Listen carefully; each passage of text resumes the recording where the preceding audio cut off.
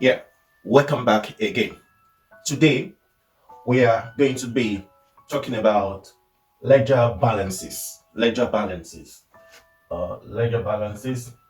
This is quite important for someone to know so that as you as an accountant or you are a student of accounting, but you do not know where the balances of every ledger has to be. Now, you don't need to cram once you are done with this. You need not to cram again from today, just for you to understand. There are things you need to understand here. The first thing is balance sheet. So, balance sheet is statement of financial position of a company, which is all assets.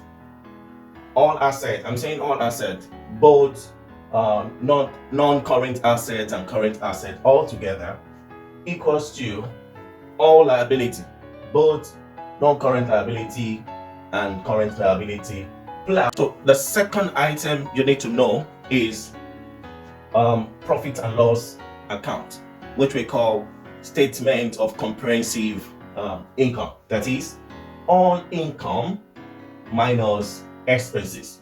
So once you know these two, the next thing for you to do is to merge the two together like this. Merge the two together, marry the two together, meaning asset equals to liability plus equity plus income minus expenses. So in mathematics, we know we have to balance it up.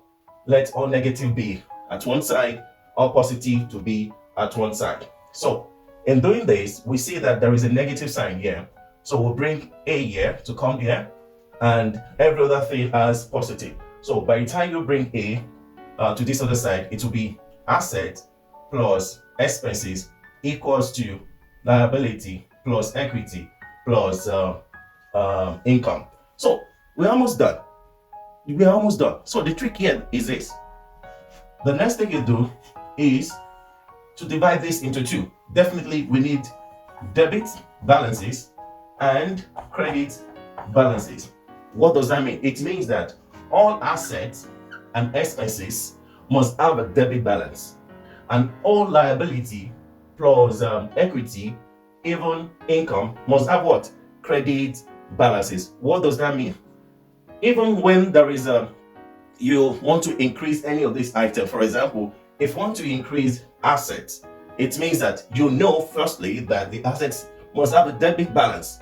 So in increasing it, it has to be debited. But if it's going to be reduced, then it is just going to be like a two format like this. Let's say this is our asset, right? Definitely the balance is this.